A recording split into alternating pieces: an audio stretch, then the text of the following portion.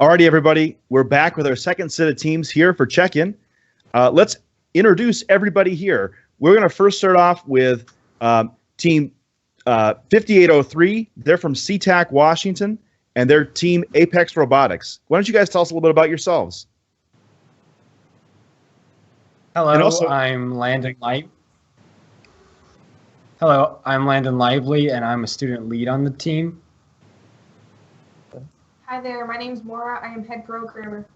And I'm Evan. I'm one of the lead mentors on Apex Robotics. Very cool. Awesome. So let's also introduce Team Spectrum, Team 3847. They're from Houston. Why don't you guys introduce yourselves? I'm Will, and I'm a senior. I'm Alan. I'm the head coach for Spectrum. I'm Jacob. I'm a sophomore. I'm Michael. I'm a junior. I'm Elaine, and I'm a junior. All right, awesome. That was quick, guys. Well done. And our last but not least team, let's introduce Team 2337. They're the Engine Nerds, and they're from Grand Blanc, Michigan. Why don't you two guys introduce yourselves? Hi, I'm Gus. I'm head of social media and one of the senior programmers on the team. I'm Clinton Bollinger. I'm the head mentor of the team. Been doing this. This will be our 10th season, actually, this year. So awesome. Congratulations, guys, on your 10th season.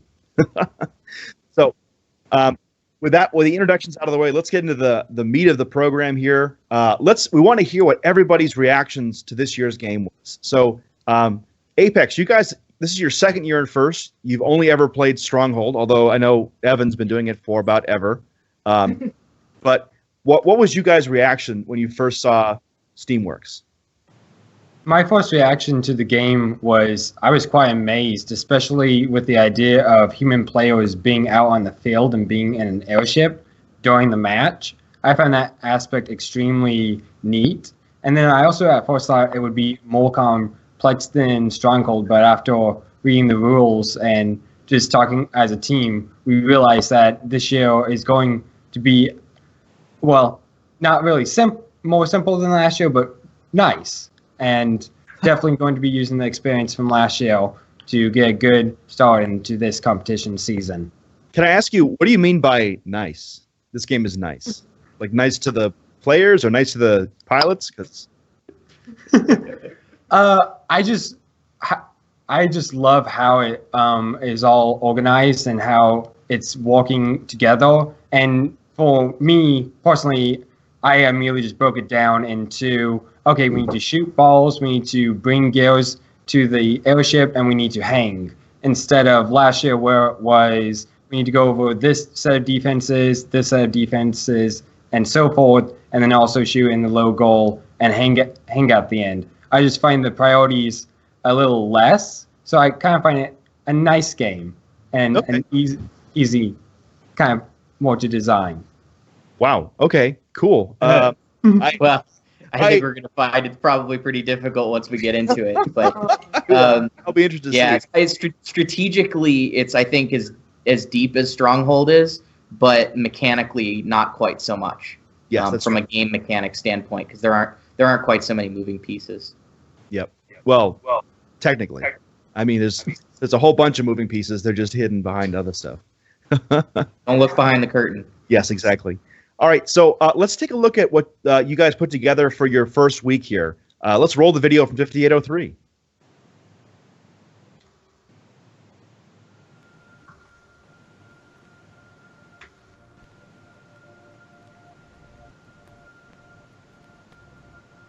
I think Steamworks is going to be quite an interesting game. Just looking at it right now, I'm seeing huge point leaps for both sides of the teams, and I feel like the key things to look at are going to be the gears and hanging, and then a little bit of actually scoring in the boiler, because the game's just going to be a very high point game, and everything's going to be based on if your rotor is going and if you're hanging at the end. I think it's really interesting how they're putting people on the field this year. I think it's going to be a little crazy, but pretty fun, and I'd like to try it myself. Well, this will be my third year mentoring, and out of those 3 years, and looking back on the past years, I feel that this game is going to be a lot more dynamic than a lot of the other games. A lot of things to think about, and a lot of ways to contribute. So it's going to be exciting. It looks like a lot of fun.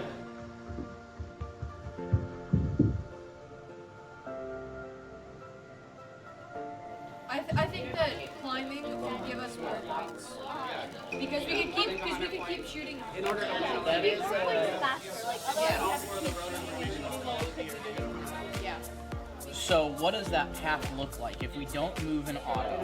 So wait, should we draw the towers just so we know? Sure. This is, say we're red aligned this time? We're red. And then we're starting on red.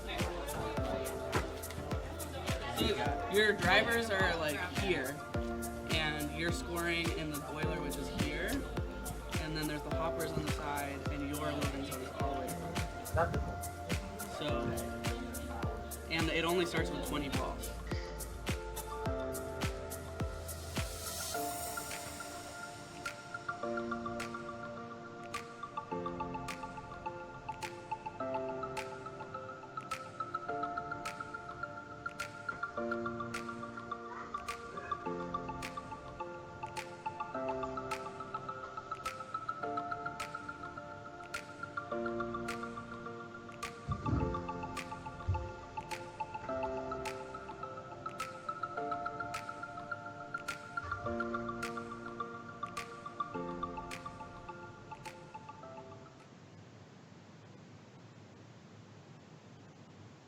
All right. Hey, thanks. That was a pretty cool video.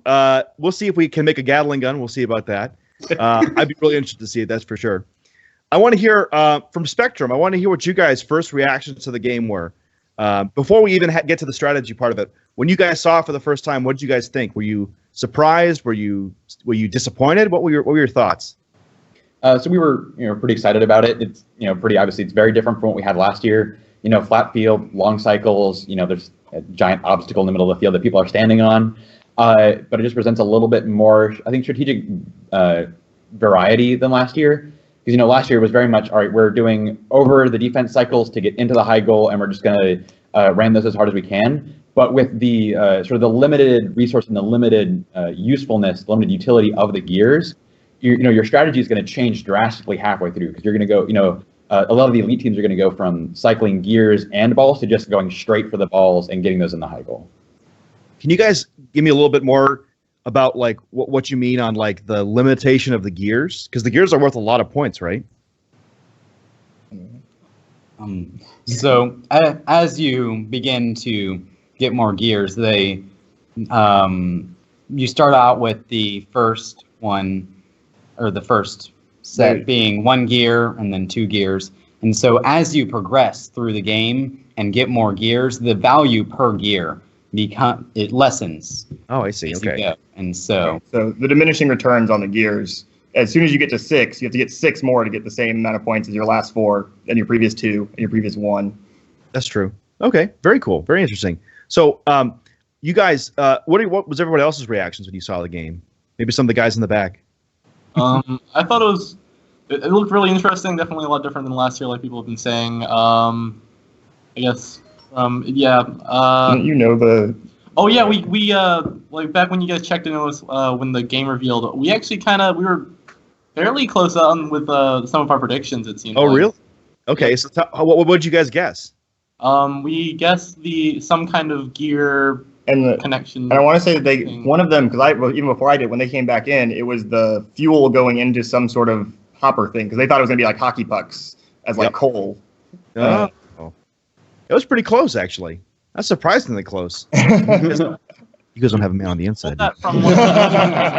Okay. Yeah, I think we actually pulled the entire idea of like a game centered around fuel from one of the ringtones that came in one of the soundtracks. Because there was the shoveling coal. Yeah. From Pack 1. Yeah. So Spectrum, we have a bunch of videos from you guys. Is there a video you guys want to show in particular? We have a time lapse up in our lab. Pretty cool. Oh, cool. All right. Well, we're going to show your time lapse video in a second, and you guys happen to have a better idea of what it's labeled beside time lapse? That's wrong. This is 84790. Yeah, you need 3. Yeah, there we go. This is the fun part where we have a Google Drive account hidden in the background that people have uploaded files to, and some of them are well labeled and some of them are not. So while Spectrum figures out which one is which, let's talk with the guys over on the Engine Nerds. What were you guys' reactions when you first saw the game? I was very interested in what they were doing with the human players and having them on the field, and I thought it was actually like the idea of having more interaction between field elements and human players. I think another thing about this game is that on the surface it seems very simple. Move gears from one location to the next, put it on the post, put balls into a high goal or low goal, very similar to what we've had before. But I think it actually offers a lot for the drive coaches to have to really be on their toes and thinking about this game.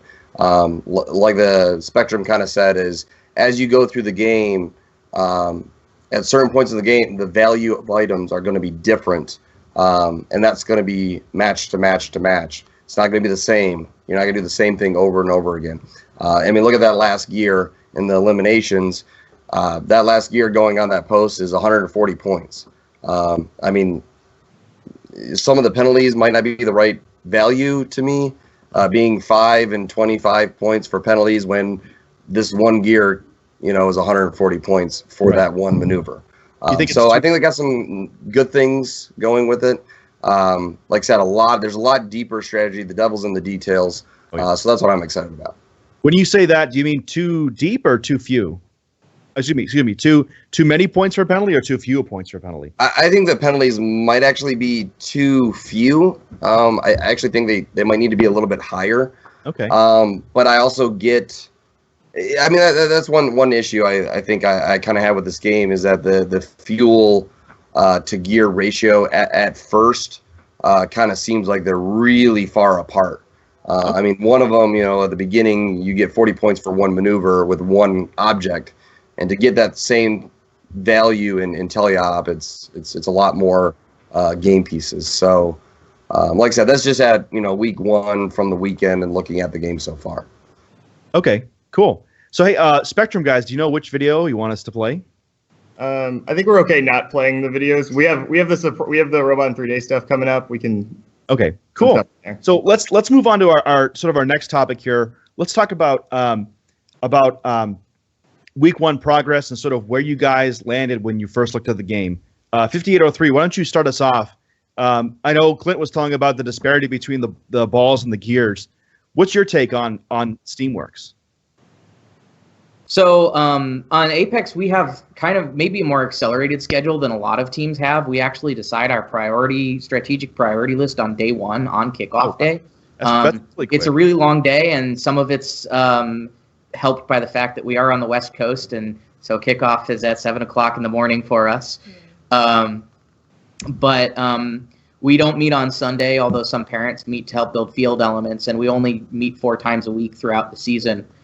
So we find it helps to get kind of a jump start on that, and we adjust it after that as needed. But what else have we done since then?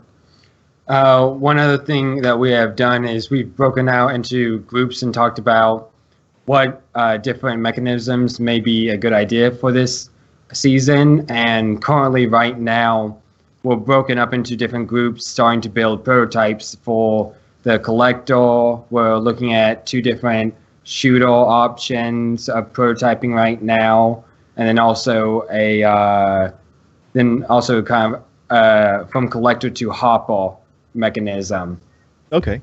So when you say right now, is it literally happening like on the other side of the room, very quietly, or? Different room next door, but yes. Cool. All right.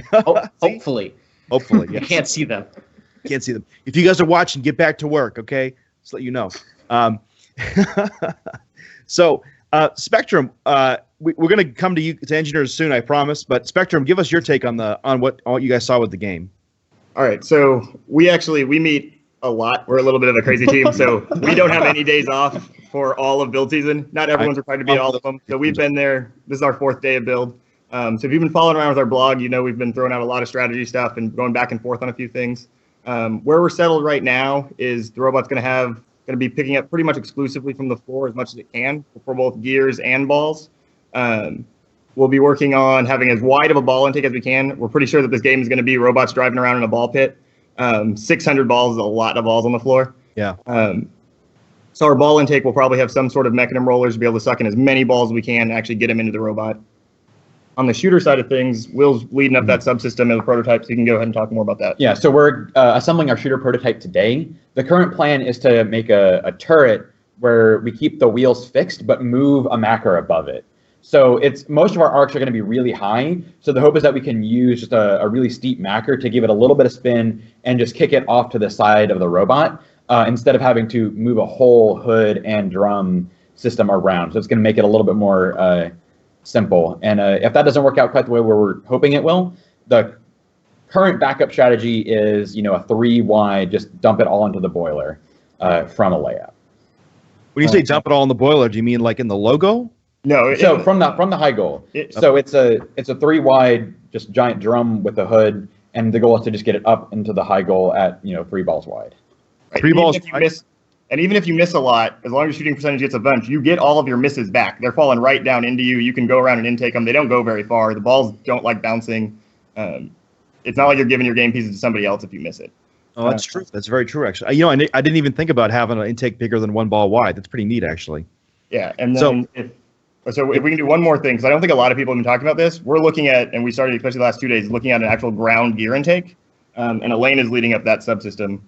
Yeah, so Tell we're us about actually Elaine. about creating a gear intake that's separate from our ball intake, and it's going to have like a roller on the top with like a plate or like an acrylic plate on the bottom, and so it's going to be some sort of like scoop that we can sit, then we can pick up, and then we use it to hang the gear on the peg.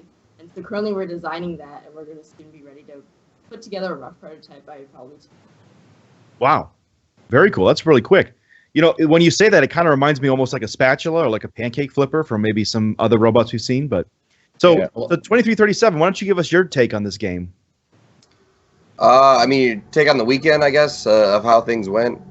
We do stuff a little bit differently. A lot of people talked about having their priorities and everything. We started the day of kickoff. Once we hear, we go kind of in a room, talk, do what everyone else does, break down the point values of everything. And then you might kind of see behind us here kind of overarching ideas of what a robot can do at the high level. It's kind of like task and priorities for the robot. So we usually go left to right in terms of priorities. So moves always number 1. And then within that column, we also have other priorities. Now, right now, this list behind us isn't sorted because we actually have to take a day off because we actually have a workshop that we do the day after kickoff on Sunday. This year we had 38 teams there to listen to our Strategy Dictates Design workshop. And then in the afternoon, we had 35 teams building kit apart chassis. And I think 33 of them left by 7 or 8 o'clock at night with a moving chassis. That's day 2. fantastic. So we kind of lose a day. Wow, that's awesome. Well, you lose a day, but I guess a bunch of other teams gain a whole day, basically.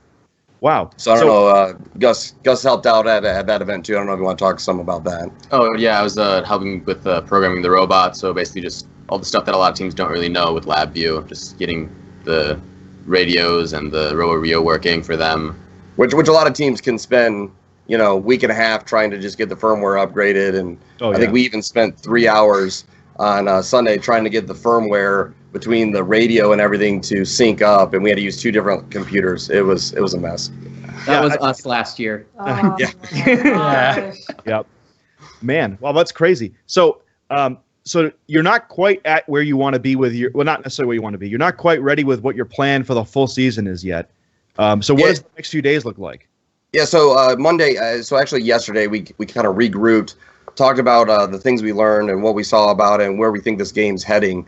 And we kind of like I said, we still kind of threw everything up. We want to do we usually do a little bit of prototyping, I guess, to kind of see how the game pieces work, to see, kind of a check and balance of how difficult is it to pick up a ball or deploy a gear or climb a rope and that kind of stuff. So usually through this, actually physically on the other side of this wall, they are actually prototyping intakes and stuff like that. I did hear the rumble of a CNC machine a moment ago, so I figured it must be close. Yeah. I think that was actually the intake. Oh, noise okay. that you were hearing. Well, I agree with Spectrum that, you're going to be driving around on a giant, ball pit area. The whole field is going to, 500 of the balls are going to be up, on the ground at potentially any given time. So intake is going to be a huge thing. But like I said, we want to try to make sure we learn from our past to make sure we don't get caught up in doing what maybe everyone is doing. I feel like this year the gears might be very, very similar to like the low bar of last year, right? Everyone's talking about the gears. There's huge points on the gears, and everyone's talking about doing it in auton, to the point where, you know, you're going to go to your first match and everyone's going to want to do the same thing. So how can we diversify ourselves and put us in a better position to be unique and not like everyone else? Okay, well, that's a smart move. I mean, it makes sense to want to try to do something different. You know, that's how people get picked. So, and you guys are in a very competitive area over in Michigan, right? So, we have 450 teams in the state of Michigan. So, oh, that's a whole championship right there in a state. Yep. Yeah. Wow, crazy. All right, so let's move on to our next topic. So, let's Engine Nerds. Do you guys? I know some teams don't like to look at Robot in 3 days, and some teams do. So, Engine Nerds, what have you guys seen from Robot 3 days, and what do you like? What do you not like? Anything stand out to you at all? Yeah, we do like using Robot in 3 days. It's interesting just to see different designs that they come up with, and some of the things that they've done so far, we've seen using, instead of just a single ball shooter, they use like 2 balls. Yeah. There's one team doing that. Yeah. Yeah, and that's interesting. Like even the odd stuff, like how much pressure you should be putting on the wiffle balls and just things like that. Yeah, I think another thing that's kind of interesting about the 3 days and kind of like when you first see this year's game, you kind of saw the rope, and a lot of people were kind of had this wow factor, like, oh my goodness, you have to climb a rope. How are we going to do that? And the amazing thing about Robot in 3 days is they kind of has shown it's really not that hard, and it's probably a lot simpler than climbing the towers in last season. So we use it, man. It's a resource. People who try to put blinders on and think that that doesn't exist, I think they're only hurting themselves. Interesting. So let's talk with. We're going to talk a little bit more about that robot with a 2-wide intake, or 2-wide scoring mechanism in just a second. Let's go over to Apex first and get you guys' take on it. What do you guys think about Robot in 3 days? Anything you've gleaned from them that maybe you hadn't thought of, or something you think that's going to be really good or really bad? Yeah, unfortunately, a lot of the videos so far haven't gone into a lot of detail. I think a couple of teams have been really good about it, and they've pushed a lot of the updates because of the number of teams this year to other platforms, social media platforms. So I haven't been able to keep up with it as well as I normally do. I kind of try and watch everything. We don't discourage it on the team, but it's not really a big, like, everybody should watch it. But a few of the students have. I don't know, Maura, what have you seen from Robot in 3 days? What did you like? Well, I like the fact how they prototyped and how it was actually really fast, and how they mostly did their gear mechanism really quickly. Oh, is this RI3D 1.0 you're talking about, like with the gear slot, or just all? Pretty much all of them are doing that passive gear slot. Yeah, that's true. I mean, it is a quick and easy solution. So, one real quick, if I could chime in here for a minute, I think the key to Robot in 3 days is not just taking it for what it is; it's improving on what Robot in 3 days does. Oh, yeah. And I think that's the difference that people need to realize: is use it as inspiration, but make it way better than what they have. They only did it in 3 days. You have 45 days to do it. Exactly. Well, I mean, if you think about it, in 2013, the first year they had Robot in 3 days, a lot of teams took that concept, improved on it, and had, honestly, regional winning robots based on what they did. So, very good point. So, Spectrum, you guys, I heard you guys have a Robot in 3 days team in-house. Is that true? Yeah, so not only do we have one, we have both Houston Robot in 3 days teams in-house. So we've partnered with Orion and helped them for the last several years that they've done it. But then this year, even more Houston alumni wanted to be part of Robot in 3 days. So they started their own called Week 6, and they built out of our facility this year. So I've been in the lab about 50 hours over the last 3 days or more, because I had to be here to supervise them, but they've been doing all the work. So if we want to, we can actually switch over. We have a live stream of our lab where they have their robots and they can do some testing, and you can see a couple of them too. Yeah, let's switch on over and we'll take a look. All right, so Alan's going to switch over to the live stream right now. Yeah. We'll put that up on our screen. All right, cool. All right, so we got both the robots going. So we got both the robots over there going. So we have Week 6, who did a 3-wide intake, kind of a regular one. And then the Orion labs have the Mechanism intake, so they're able to intake tons of balls really, really quickly and process them. Okay. Wow. Cool. So did they know that they're live right now, or? Yeah, they're trying to get them to go. They're working on it. All right. They're looking. There they go. They needed some encouragement. Yeah, we had people to tell them, and they apparently didn't tell them as forcefully as they should have. But they're also not only doing the mechanism intake, they're also doing they're doing a double wide shooter as well. So I got to say the robot. Oh my God! Look out! I wish we had sound there, but that's pretty neat. So having these guys in that, we're going to keep the camera on these guys and see the cool stuff they're doing. But Spectrum, everybody, why don't you guys talk a little bit about having them in house? How is that different? Do you think from just watching it on the internet, or what are you taking from having them nearby? So it was really nice because while we were doing a lot of our strategy discussion, they were already doing a lot of their prototypes. They were thinking about they were working out ball volumes, how many balls they can hold, and different collector types, and trying to work out some of the intricacies of trying to get into these small packages. And you'll even see both of these robots. They're the two different form factors. So week 6 went for the sort of the wider short robot, and Orion went for the taller one. So it's just interesting being able to see these two teams deal differently with their very different packaging situations. Like you can see with Orion in their over the top cascading collector and hopper versus week 6's big hopper, and we saw the big giant box of balls. We're like, okay, that looks really nice. It's because when you go, we saw a run like, okay, when you go vertical, you'll lose a lot of space to just having to fit everything into a really thin form factor.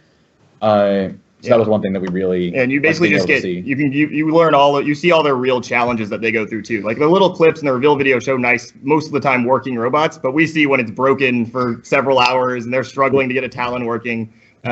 We see all of that too. So we know that it's a lot of work that they're putting in. I mean, we were here. I think I left the lab last night at 4 a.m. They were still working on their robots. So these guys are. What have you guys taken away from this? Do you think that you guys have changed your strategy because of having them in the house? Or do you think that you guys would have come to your conclusions, but regardless?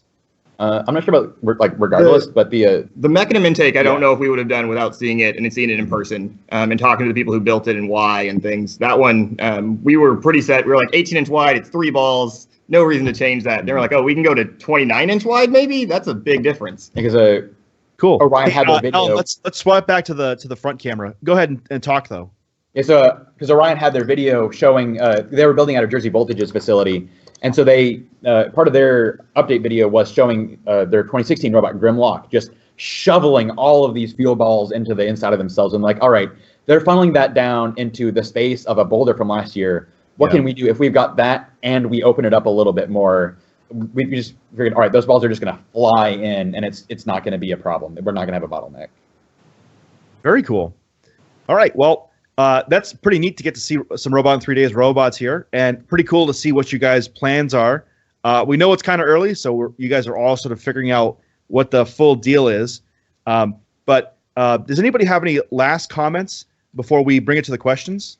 The only thing I'll say is please follow, like weekly, we do it every night. We have a blog post that goes out at blog.spectrum387.org, so you can follow along. We'll be releasing a lot of our CAD stuff. Even the prototype stuff will be out this year. So pretty much weekly, we plan to be putting out all of the CAD we're doing.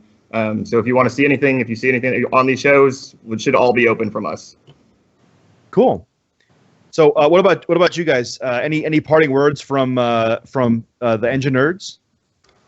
I think we're just excited to get working because, like I said, we feel like we're a day behind. So exactly. We're excited to see what comes out of it. I think the game has a lot of potential. I think the game should be fun to watch on all levels. I think the game is going to evolve over the season, and that's what I'm looking forward to.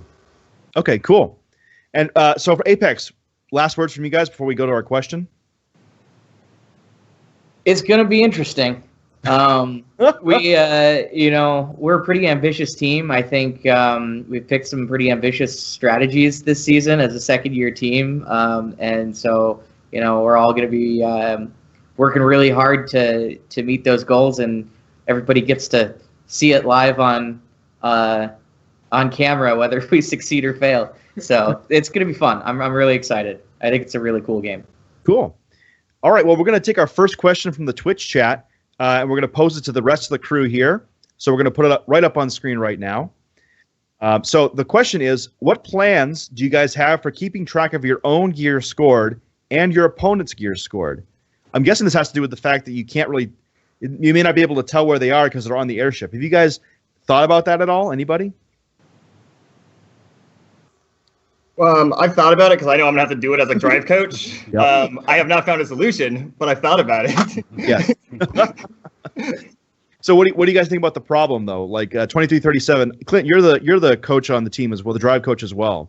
So how do you see situations like? I mean, we've started to look at the sight lines and the sight. I feel bad for the number one, the captain of the alliance. They're in position 2, and that's the worst, sight lines on the whole field. Yeah. I mean, trying to keep track of that. I haven't heard of whether or not the field arena is going to keep track of. It probably keeps track of rotors turning, but it won't let you know where they're at.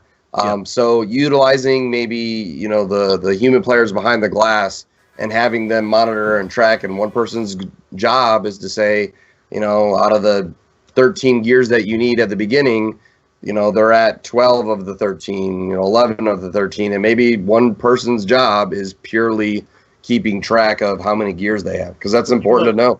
The people that might have the best view of the opponent's gears are your 2 pilots in your airship. That's true. Yeah, and maybe at the beginning of the season, using your pilots to keep track of that, I think is feasible. But as you go further, I think your pilots are going to be too busy. I hope our pilots are too busy, right? Because they're going to be needing to make sure those gears are coming up for themselves. And if they're just trying to look across the field and be like a lookout man in the airship or whatever you want to call it, that might be difficult later in the season. But yeah, that's another thing we've talked about, is trying to have them give hand signals or something like that. I see a lot of people pounding on the glass to get the attention of the pilots to try to get information back from them. 5803, do you have any thoughts on this too? I really think that it's either going to be either the pilots or the other human players that are going to have to relay information. I think at some point, if you've got good enough scouting information, you might be able to say, well, this team always goes in this order with their gears, etc. And you could probably make some judgment calls based on which rotors are turning. But it's a lot to think about on the fly in the middle of the match. Yeah. The other portion that matters is how often people drop these gears on the ground. If dropping gears on the ground is a very minimal thing, you actually know the gears that they have on the tower or out on the field, because you can look to your right and see their stack of gears. Because those gears are right over there to your right. And maybe people move them in a different position to try to hide them from the coaches or the people behind the glass. But that goes back to you needing to know, hey, they dropped one behind there. I mean, you might not know that. I don't know. So that might be a tool to help you gauge, is to know how many's there. Okay. I don't know. Cool. Let's ask one more really quick question of everybody, and we'll get your really quick response, and then we'll call it a night for the night. You guys can get back to work. So we're going to have our second question come up live on the screen here. This guy asks, which ranking point do you think teams will achieve more frequently in the qualification rounds? Can I hear what Apex has to say on this first? So I feel like the most commonly ranked point that people are going to get is the boiler one, because it is only 120 to 90 balls depending on what you do in the autonomous period. And as we've already been talking, most of the teams are designing the robots to have a collector for the fuel and to either be able to score in the low goal or high boiler. And I feel like that 120 will be reached quite effectively, as there's 600 balls on the field at the beginning, and there's there will always be a ton of balls on the field. So I feel like that will be reached very quickly, while the gear ranking point will be a bit more tricky, as recently said by in this chat, each gear will increasingly get less and less points. So people are going to be focusing on different priorities, like scoring into the boiler and so forth. Yeah, that makes sense. Spectrum, what are your thoughts on it? Yeah, so we think it's definitely going to be the boiler ranking point, just because while yes, the gears are easy from like a mechanical standpoint, I think we were talking about it, that we think some people are really underestimating just how easy it is to get these balls into the boiler. They're really light.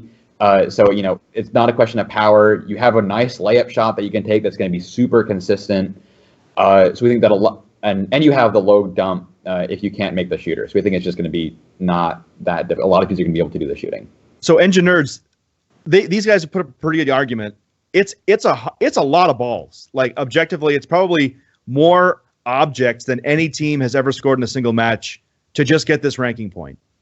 Tell me do you really think that's going to happen too, or please tell me it's Gears. I don't know what your thoughts are. No, I think that it'd be Boiler too, just because, I mean, at most it'd be 360 balls to just dump into the logo, and you have all those balls on the field. I think that it wouldn't be a problem for you to just dump them. However, my personal opinion on the ranking point is I actually think that both of these ranking points are actually much harder than last year's ranking point of breaching the defenses. It's not just a moving chassis to go over these defenses and you just do the zigzag back and forth across the field. I wouldn't doubt if at the first, week 1, week 2 events, you have a lot of matches that people are not getting these extra ranking points. Both tasks are going to be extremely hard. We've seen in the past people shot percentages are really bad, and now people have to make 3 balls to even equal 1. It's a lot of shots. I think as the season goes on, you're going to have maybe the Boiler probably be the more common one. And then my personal belief is probably that the Gears will start to become more common. But then as people see that, then the defense on the Gears are going to be more common, and then that's going to taper down again later in the season. So. All right. Cool. All right. Well, with that said, thank you guys so much for taking time out of your build season to join us here on Check-In. And I hope you have a good rest of the week 1. For all the viewers at home, we're going to be back here next week, same time on Tuesday. But now these teams are going to have at least a full week, so we're going to expect some awesome things. Robot in 3D's built 1 robot in 3 days, so you guys should have 3 done by then, I'm sure. So we'll take a look at all 3 of your robot, or what your plans are, what your priorities end up being, and what your prototypes have to look at. So I think it'll be really cool. So on behalf of everybody else here on RSN, thank you everybody for watching. And if you're watching on YouTube, make sure you check out all the other videos we have available here. So have a good night, everybody, and we'll see you next week. Oh, actually, wait! Don't cut it out yet. We got one more thing. If you're watching now, tomorrow Frank Merrick's going to be on the channel for the holiday special of Game Sense, where we're going to have Frank talk about this year's game with everybody on Game Sense. It should be a lot of fun. We can't wait to have Frank on. For real this time. Goodbye.